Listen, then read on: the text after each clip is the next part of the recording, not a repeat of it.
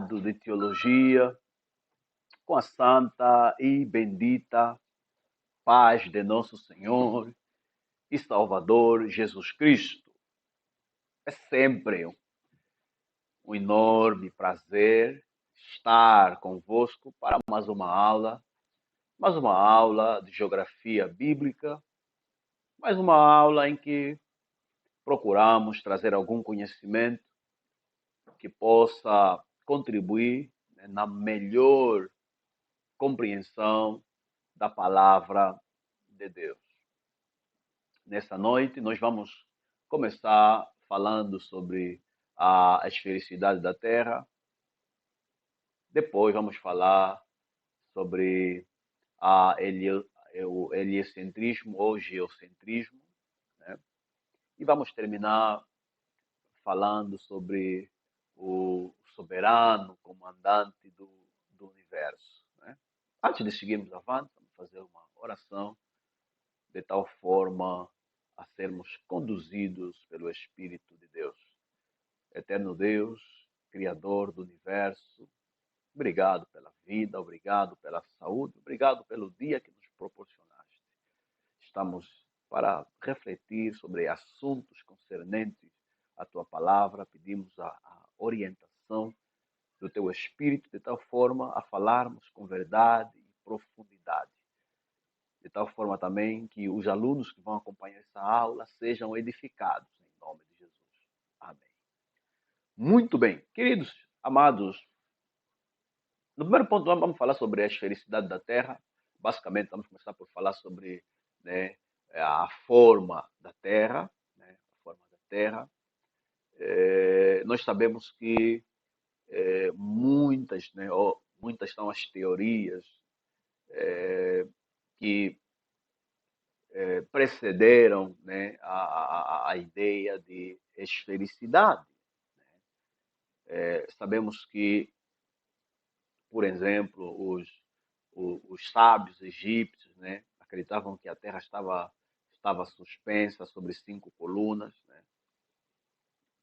Eles acreditavam assim. E sabemos que Moisés, né, Moisés, o autor do Pentateuco, ele estudou no Egito, ele se doutorou no Egito. E o interessante é que, quando nós lemos os livros de Moisés, não encontramos aí em Moisés a falar sobre a terra, tomando como referência a mitologia egípcia. Pelo contrário, Moisés apega-se na revelação divina, né, e fala com base à revelação divina.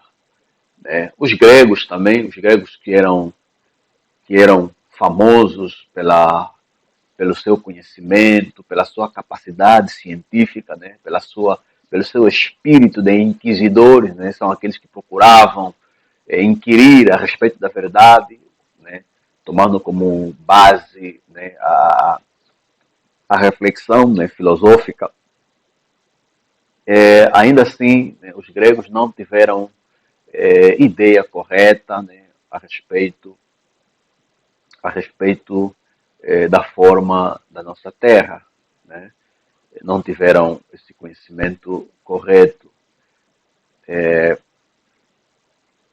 quanto às felicidades. Sabemos que as Sagradas Escrituras ensinam que a Terra ela é esférica. E isto foi, né, trazido à tona pelo profeta Isaías, ele que viveu no século 8 a.C. Né? Então, as escrituras ensinam que a Terra ela é esférica. Né? Esta ideia foi Deus revelou no profeta Isaías, é, enquanto que os cientistas procuravam, né, trazer ideia concernente à forma da Terra, a Bíblia já declara, né, desde o século 8 a.C. ok? É, vamos então olhar um pouquinho as ideias dos cientistas gregos, né, concernente à forma da Terra. Né? Começamos aqui com Tales de Mileto, ele que é considerado como pai da ciência, né? Viveu um século depois de Isaías, estamos a falar aqui do século 7 antes de Cristo. Né? Ele, para Tales, ele imaginava a Terra, a forma da Terra como um pires, não? Ou como uma marmita, como uma marmita.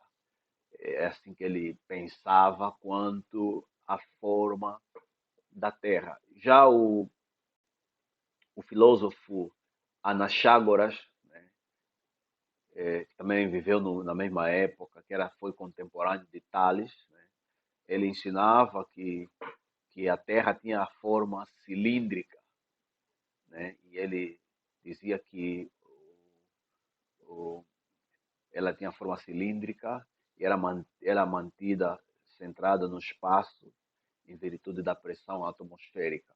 Né? Essa é a ideia de Anaxágoras. Já Pitágoras, Pitágoras ele depois da Bíblia, né, Pitágoras ele declarava que a Terra era esférica e encontrava-se em constante movimento. Né? Essa era a ideia de Pitágoras. As ideias de Pitágoras levaram muito tempo, duraram durante muito tempo, até que foram ultrapassadas por Copérnico, né? Pronto, que existiu cerca de 2000 anos depois de Pitágoras, né? Que trouxe uma ideia nova, contrariando a ideia de Pitágoras de que a Terra era esférica. Okay? É, já no século III a.C., né, também temos aqui as ideias do estudioso Aristarco. Né, ele dizia que a Terra era menor do que o Sol. Né, ele descobriu também que o nosso planeta, nesse caso a Terra, é que movia-se em volta do Sol.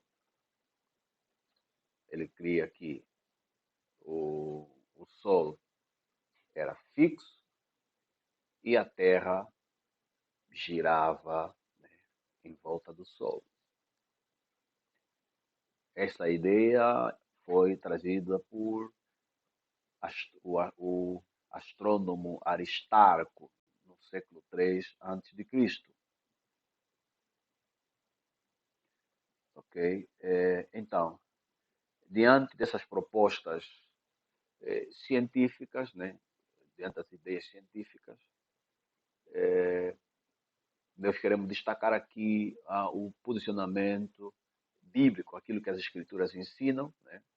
Nós vemos que Aristarco ele trouxe a ideia de que a Terra, de fato, era menor do que o Sol e que a Terra girava em volta do Sol, né, no século III a.C.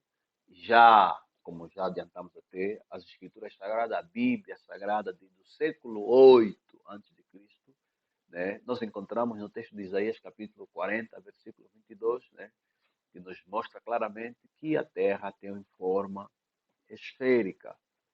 A Terra é esférica. E essa claramente é a teoria, é a tese que que prevaleceu até aos dias de hoje, que é claramente comprovada, né, com a tecnologia que nós temos hoje, ficou estabelecido que de facto a Terra é esférica e é, ela é esférica e o, a Terra é que move-se, né, ela move-se, gira em torno do Sol, ele gira, né, em forma de órbita em torno do Sol. Essa é, né, a tese, é o ponto de vista científico que ficou estabelecido, que está em consonância, está em harmonia com aquilo que o texto bíblico de Isaías, capítulo 40, versículo 22, fala concernente à Terra.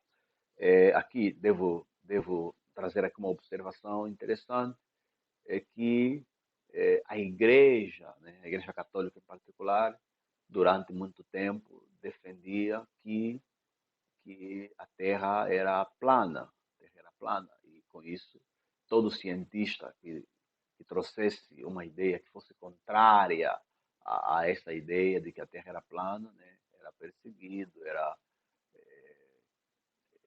pronto, corria vários riscos, né, vários riscos. Entretanto, ficou estabelecido que a Terra é esférica e essa teoria está em conformidade com as escrituras sagradas, ok? Não sei se alguém tem uma pergunta, alguma dúvida, se tiver, no final do vídeo, depois podem colocar vossas questões, nós teremos o prazer de responder. Vamos então para o segundo tópico da nossa aula de hoje. Vamos falar sobre o heliocentrismo e o geocentrismo. Aqui, explicando em palavras assim miúdas, né? Aqui a discussão é concernente ao centro do universo. Né? Onde é que é o centro do universo? O centro do universo é a Terra ou o Sol? Né? Este é o ponto que vamos abordar neste momento. Okay? Pronto, vamos começar então. Nós sabemos que quando lemos, né, na ciência, nós encontramos vários posicionamentos, né, antigamente, mas com o desenrolar da ciência, né, chegou-se eh, numa conclusão, numa teoria que hoje, até hoje, né, prevalece como sendo a teoria correta.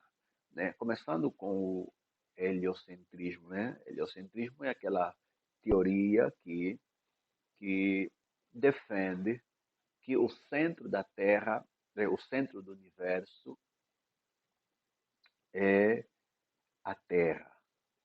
É a Terra e acredita-se, nesse caso, que o, né, nesse caso, a Terra ela é fixa e o Sol é que gira em torno da Terra. Né? Esse é o heliocentrismo. Né? Essa era a ideia que a Igreja Católica, né, defendia durante muito tempo. Era a ideia que a ideia que era vista como a ideia correta, a ideia certa. Isso por causa, né, das declarações que nós encontramos no texto de Josué, né, Josué 10, versículo 10 a 14, né, a quando daquela batalha, né, dos israelitas, onde Josué orou que o sol parasse, né, e o sol parou. Então, partindo desse pressuposto, se ele orou para o sol parar, quer dizer que o Sol é que gira em volta da Terra. Quer dizer que a Terra é fixa e o Sol gira em volta da Terra. Então, com base nesse texto, a Igreja adotou o heliocentrismo, nesse caso, como a ideia correta, né, sobre o centro do universo. Entretanto, né, a ciência comprovou, e até hoje está comprovado, que é ao contrário, O Sol é fixo e a Terra é que gira em torno do Sol. Ou seja, o centro do universo não é a Terra, mas sim o Sol. De tal forma que a nossa Terra, o nosso planeta Terra, ela gira em torno do Sol. Okay? Essa é a ideia que, primeiramente, foi trazida, né, um dos cientistas que trouxe à tona esta ideia é o cientista Galileu Galilei, né? Que, inclusive, pelo fato dele defender essa tese, teve que comparecer, né, diante do tribunal da igreja. Né? Estou a falar aqui dos anos 1564 a 1633. Né? Galileu teve que responder no tribunal da igreja. inclusive foi obrigado a se ajoelhar e renunciar, né, o seu posicionamento, a sua descoberta, né, porque a igreja considerava essa posição de que a Terra não é o centro do universo, mas que o Sol é que é o centro do universo e a Terra gira em torno do Sol como uma heresia condenada, né, que nesse caso da lei seria digno de morte. Então ele teve que renunciar, teve que negar a descoberta que ele havia feito. Entretanto, né, muito depois da morte de Galileu, mais tarde, com o desenvolvimento da ciência, ficou comprovado que, de facto, o Sol é que é o centro do universo e a Terra é que gira em torno do Sol.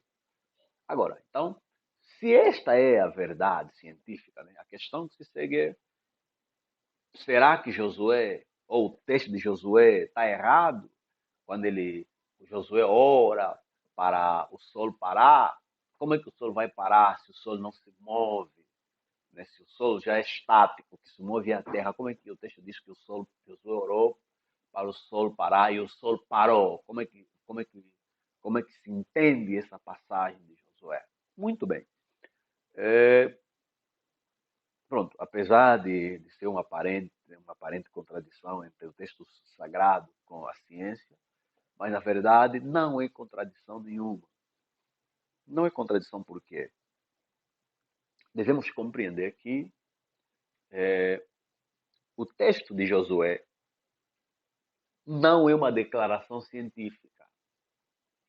Ou seja, Josué não está a fazer um discurso científico de astronomia, não. Josué, ele descreve, ele fala dos factos, né, conforme é perceptível, né, para um observador comum, né, uma pessoa comum que não tem treinamento em astronomia, em ciência. Né? Então, para qualquer um de nós, por exemplo, para nós, né, no senso comum, é normal nós dizer que o Sol nasce às 7 horas, que Galileu ele defendeu que o centro do universo não é a Terra,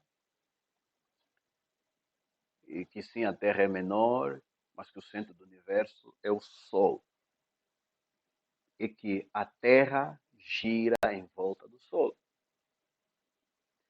E estávamos então a falar sobre como é que nós devemos entender, como é que podemos conciliar, né, essa declaração científica ou essa posição científica com o texto de Josué, né, em Josué 10. Nós dizíamos que devemos perceber, devemos entender que Josué, quando ele ora, né, para que o sol parasse, né, temos que entender Josué aí como né, uma pessoa qualquer, né, uma pessoa normal, uma pessoa comum, né, a falar aquilo que de facto é a percepção natural, né, de qualquer ser humano que não é treinado, né, na astronomia. Né? Então, nesse ponto de vista, né, então, não há nenhum problema em Josué mandar o sol parar. Né? Só lembrar que na linguagem comum, por exemplo, nós falamos que o sol nasce e o sol, né, põe às 18 horas. Apesar dessas linguagens não serem linguagens em harmonia com aquilo que é a linguagem técnica, né, científica, entretanto, não está errada, porque uma linguagem é uma linguagem com base naquilo que é o entendimento comum das pessoas. Né? É assim que nós devemos entender as declarações de Josué, ou seja, Josué orou para que naquele dia, né, o sol mudasse o seu curso normal. Né? Ou seja, foi um dia não comum como os outros. Ok? Então, são essas observações que nós achamos pertinente, né, passar, né, com relação ao texto que narra o episódio de Josué, né, onde ele orou a Deus para o sol parar e o sol parou, ok? Vamos então assim seguir avante. Vamos pegar o último tópico da nossa aula de hoje. Vamos falar um pouquinho sobre o Supremo Comandante do Universo. Ou seja, vamos aqui trazer alguns elementos que reforçam a ideia de que o universo é governado por alguém. Né? Há um ser que governa o universo. Né? Esse é o tópico que nós vamos abordar agora.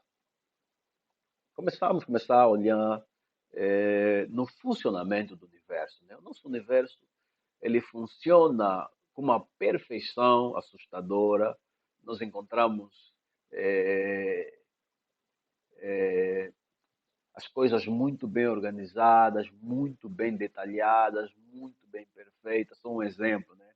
Um exemplo, o oceano conhece os seus limites, né? As águas do mar sabem até onde é que eles devem parar, não podem ir além daquilo que é o limite estabelecido. Né? Nós temos várias regras na natureza que são tão detalhadas que, de fato, não resta-nos dúvida senão aceitar que há uma força, né? Há um poder por trás, né, da realidade que nós vemos no universo. Né? Há um comandante, há alguém que comanda o universo. Né? Um outro exemplo que nós podemos dar, né? Sabemos que o nosso universo já existe há milênios, né? Milênios após milênios, mas mesmo milênio após milênio, né? Os astros, as estrelas, né? Descrevem suas órbitas com absoluta exatidão, ou seja, onde estão, né? Eles seguem o mesmo trajeto, né? Sem variação, mesmo passando milênios e milênios. Né? Isso, de facto, é algo que não deve nos chamar a atenção. Né? O natural, de facto, é concluirmos que há um Deus no céu, né? Que comanda e preserva o cosmos. Né? Ele comanda e conserva o nosso universo. Por isso é que até hoje nós temos água no universo. Né? Há tantos milênios que a água, os rios, né, dão para os oceanos, mas a água do rio não secam, continuam a fluir. Né? A Terra continua tendo água para manter, para tornar possível a nossa existência aqui. Então, de facto, tudo isso nos mostra que há um Deus, né, que comanda e preserva o nosso universo. Outro exemplo muito interessante, né, é, por exemplo, do ar atmosférico que nós usamos também para respirar. Né? É tão detalhado que a quantidade de oxigênio no ar tem um certo, né, uma certa faixa. Né? Não pode ir além dos 19, não pode ir aquém dos 19 alguma coisa por cento, e não pode passar os 21, acho que 21, alguma coisa de oxigênio. Né? E há tantos milênios que passam, né? A quantidade de oxigênio no ar não muda. É a mesma que nós temos até hoje. Isso demonstra que existe alguém que comanda isso, preserva isso, faz as coisas funcionarem, acontecerem exatamente conforme devem acontecer. Por isso é que o grande físico inglês, né, o Sir Isaac Newton, ele escreveu, ele disse: esse ser governa todas as coisas, não como a alma do mundo, mas como o Senhor de tudo, ou seja, o soberano, né? O proprietário, o dominador de tudo. Né? E por causa de seu domínio, costuma-se chamá-lo de Senhor, Pantocrator, né, em grego, ou soberano universal. Ele é soberano, né, de todo, sobre todo o universo, pois Deus é uma palavra relativa e tem uma referência a servidores, e deidade é o domínio de Deus, não sobre seu próprio corpo, como imaginam aqueles que supõem que Deus é a alma do mundo, mas sobre os serventes, ou seja, Deus está acima, né? Ele domina a sua obra, domina os seus servos, domina, né, a obra das suas mãos, domina o universo todo. Por isso é que ele é Senhor, Pantocrator, né? Soberano universal. Ok, meus amados?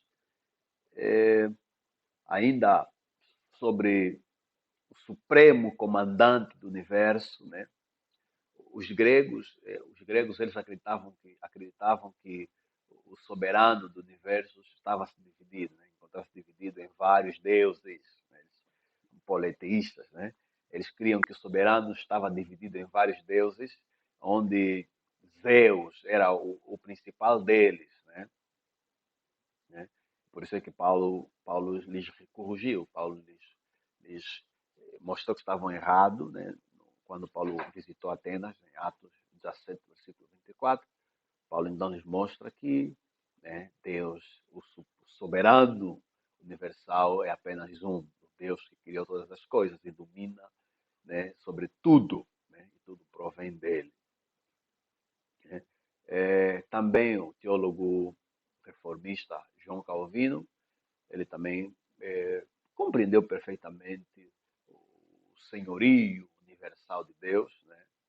E ele tem aqui umas palavras, um texto de Calvino em latim, diz que não solamente habiendo, creando uma vez o mundo, lo sustenta com sua imensa potência, ou seja, Deus, que ele sozinho criou o mundo e ele sustenta com o seu poder e rege com a sua sabedoria e o conserva com a sua bondade, né? E, sobretudo, cuida de reger o gênero humano com justiça e equidade e suporta com misericórdia, suficiendo com seu amparo.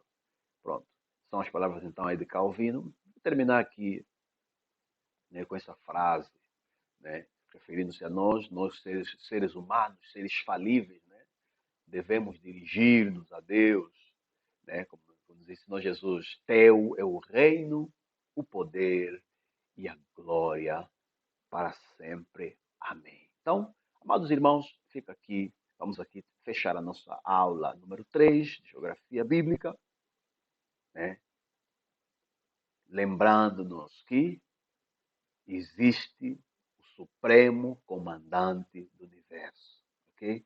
Deus rica e poderosamente nos possa abençoar.